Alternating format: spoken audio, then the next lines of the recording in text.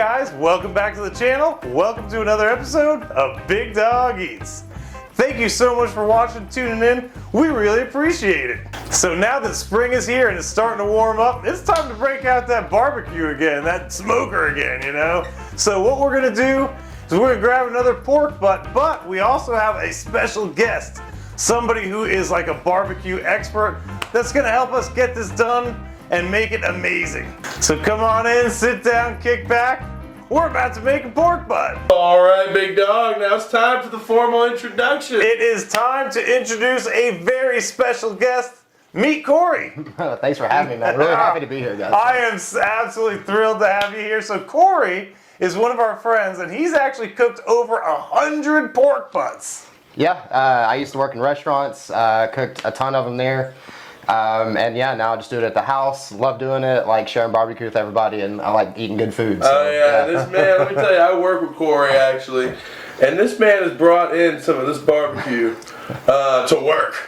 And let me just tell you, there hadn't been much working going on after I chopped that thing down, man. I'm going to tell you right now. So he's the perfect guy to be showing us the pulled pork recipe, if you will. And we've done it a little bit, we used to do it a little bit differently now. So apparently we've already actually started to cook. We've brined our pork butt already. So I wanted to just talk to Cory real quick about the brining process, because this is the first time I've ever really brined something. So tell us about what the brining process is and how it helps the meat. Well, basically brining is just when you use some form of salt to help prepare the meat, usually tenderizing it, adding flavor.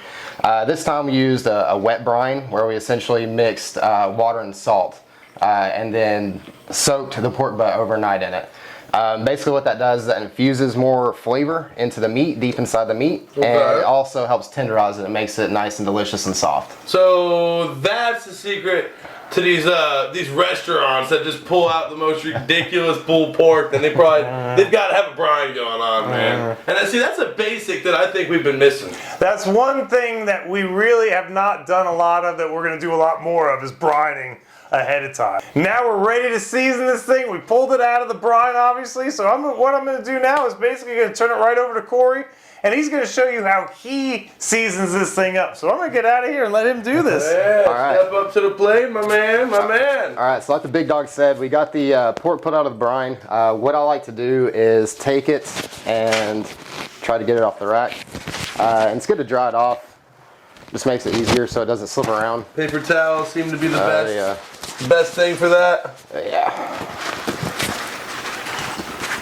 And basically what we're going to do is we're going to try and take some of this fat cap off. Fat is flavor, but if there's too much of it, it can be a bad thing. It won't render properly, and it won't make, it won't be good and tasty when you actually put it in your mouth, right? So what we're going to do is we're going to take some of this off, and if there's anything hanging, like any of these bits right here that might just get burnt, we're going to take those off as well. So I'm going to start with this fat cap right here. You can kind of feel, if it's very solid and there's not much give to it, you probably want to cut it versus somewhere like, say, right here where it's very mushy. So we're going to kind of start here and just kind of play with it. Don't be afraid of going too shallow. It's much better than going too deep, right? You don't want to scalp it. So we're just going to kind of start shaving it just like this. It's good to have a good, strong, or sharp knife like this. Yeah, that thing is... Yeah, we have sharp knives here in the Big Dog. And we haven't actually used this knife in quite a few videos, so nice little... And you can tell how there's plenty of fat left, right? We're not removing any of the good stuff. Like, there's still gonna be plenty of it there. And this is much easier to do when it's very cold. Would you say you're pretty much just taking off the excess? Yeah, man, for sure. Like I said, a lot of this stuff is just gonna... If there's too much of it, it won't render properly. All right, so I'm just gonna get a little bit more right here. And it doesn't have to be perfect. Because like I said, if it's small enough, all this fat, if it's a good enough trim job, even if it's not perfect, the fat will render. So I'll try to get this last little piece. The little guy's a straggler. There we go. So now that the trimming's done, something else I like to do is what's called cross hatching. Basically, where I want to take my knife, it's easy if it's very sharp knife. What we're going to do is we're just going to lightly drag it across the fat. Just to let it kind of penetrate. I'll do about a ½ inch. Doesn't have to be exact or straight. Nice little cuts though. Yeah. I try not to get too much into the meat. Just the fat. It just gives, it helps absorb more of the smoke. the seasoning and just helps it render better. So we'll get these diagonal, basically just gonna make a checkerboard. Probably could have got a little bit more of that fat, but it is okay. Right here, boom. Like you said, that fat is flavor, yeah, my friend. Fat is flavor. It is our friend. Okay, just a little bit more, just bear with me. Trying to fix this lighting for you guys here. Oh yeah. Okay, we're just a couple more. All right. All right, so now that we have this thing trimmed and cross-hatched, we're going to season it. What I like to do and what a lot of people do is use what's called a binder. A lot of people use oil. Most people use mustard. So we use a lot of mustard whenever we do bindings. Yeah, man, it's just, and it just helps with the color. Barb, we're just gonna rub it down. Don't worry about this adding any flavor. It's not really gonna add much. So anyway, it's already kind of like... And just for people that don't do too much of this barbecuing, binding, explain that. What is that? Is it basically, what is this, like a glue almost? Yeah, pretty much. So we're just gonna kind of flip that over. But yeah, it just helps the seasoning stick because, you know, this thing is gonna be sitting on a grate for 8 hours and dripping, and you know, we're gonna use quite a bit of seasoning, but we also want to help it stick. So this thing looks pretty well lathered. So, oh yeah, it's got a nice little mustard coat on there. Yeah, man, yeah. So now we're going to season it. I like to use Kansas City Championship. This Three Little Pigs, if I'm not making my own. It's the best one I've found that fits my flavor profile that I'm looking for. Three Little Pigs. Yeah, I love that stuff. So we're going to just season it very heavily. You don't want it to get cold while it's on the grill, so we're going to make sure it's all good and covered up. I'm going to flip this over. I like to start from the bottom just because I want it to be very pretty when it's on top of the grill. I don't want to. Oh yeah. Yeah, just kind of dust it, and you're not going to do It's amazing how you're dusting that. Yeah, man, you just gotta. Yeah, like I said, just kind of boom, boom, boom.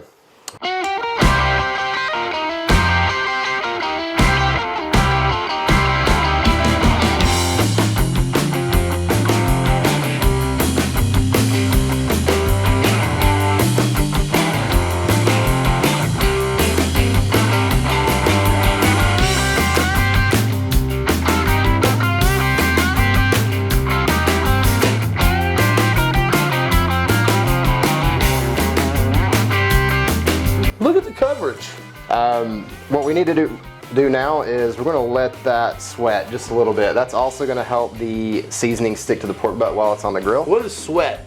Basically, this seasoning, this salt is going to help pull some moisture out of the butt that's already in there, and it's just going to kind of help, you know, cement that seasoning to that and kind of help form the bark of the barbecue, which is, you know, I think everyone agrees is the best part. Oh, right? you better believe it, brother. So we want a lot of that. So we're going to let this sweat for about 15 minutes. About long enough time to drink a beer, smoke a cigarette, whatever you got to do.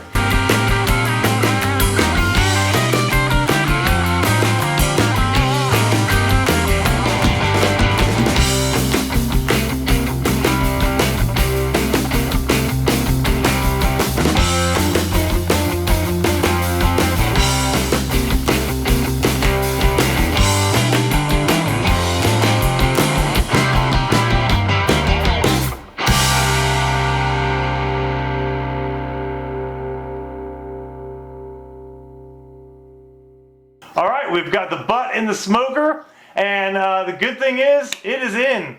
The bad thing is, it's gonna take 9 hours to cook that baby. And as much as Cory loves hanging out at the Big Dog Eats compound, we're not gonna hold him hostage for 9 hours. So he cooked one last night that we're gonna try right now, and the test of a good made pork butt is pulling that bone out clean, right? Yeah, man, that's a good place to start. And yeah, so if you guys are ready, let's go ahead and let's get it done, man. This is the moment of truth, right? I'm just kidding. It comes right out. Look at It comes that. right out, man. There's nothing there, right? I mean, so that's just unfair. So what the good part? If you do barbecue competitions, there's a part of the pork called the money muscle, and it's right here. You can tell there's a lot of. It almost looks like tiger stripes of fat. So I figured that'd be the part that we need to try, right? Okay. Yeah, this is the part you say for yourself when you cook them. Yeah. I got you. So let's go ahead and just get a big old munch of that. Look at that, man. That just comes. Just comes right. Just comes right. There's nothing there. Yeah. Look at that. Yeah. Dang. Of course, there's a little fat on the bottom there. Let's just get a little bit of this. I like this bottom stuff too. Oh yeah. But yeah.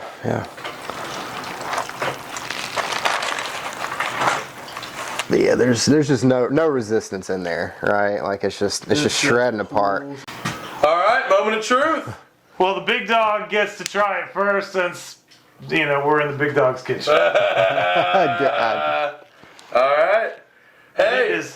It is still hot too. It's amazing. You ready? Pop it, baby. Pop it.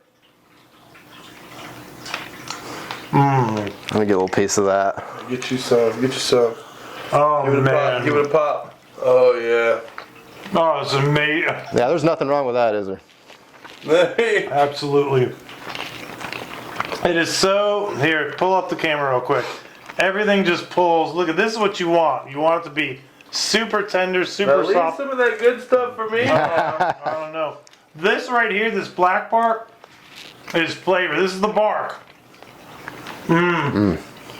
I love it. Cory, is everything spot on as it normally is, brother? Man, yeah. I mean, there's not much. Try it, man. You gotta try yourself, man. You got. Hold on, before you do that, I want to do one thing. So you get to try it with and without barbecue before I. And I'm gonna throw a little of my dang barbecue sauce on this, which I think is actually pretty awesome. You're gonna take all the bark?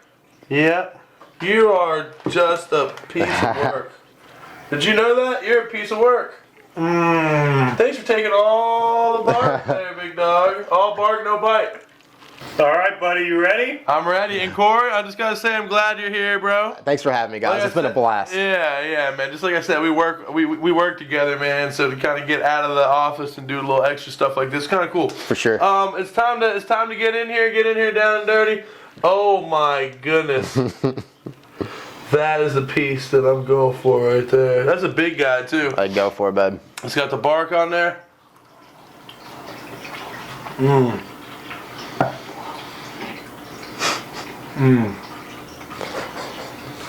Let me hear it, man. What do you think?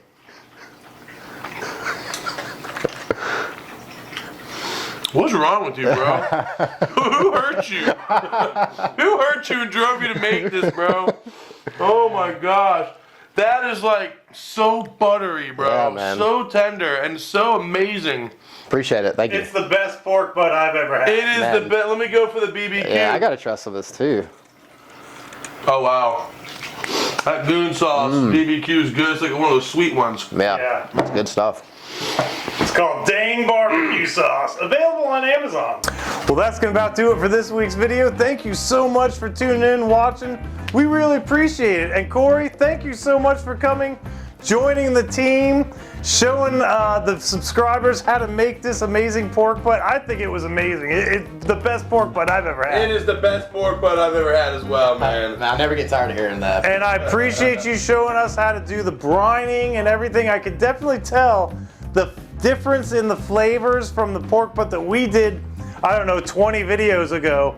It's a totally different situation, and it's really opened my eyes up to a lot of. And that's the thing this about stuff. cooking too, man. You, even though you may have your own recipe down pat, you always probably come across someone else, man, that they have their own version, and it's just amazing. And with barbecue in particular, you know, you're never gonna stop learning. There's always more that you can learn, and I appreciate you coming in here, man. Hey, man. Honestly. Yeah, just glad I could be here. Glad y'all enjoyed it, man. Thanks. Throw a comment in the comments. What do you like to cook? What kind of barbecue do you like?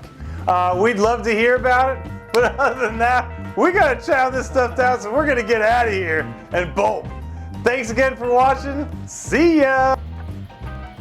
So this is our pork butt now that it's completely finished and rested. It actually took 13 hours, not 9, to cook this thing. And let's see if the bone pulls out.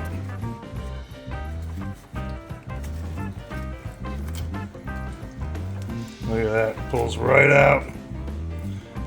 All right, I'm gonna give our pulled pork a quick taste. It's 3:30 in the morning, but I don't care, I've gotta try this out.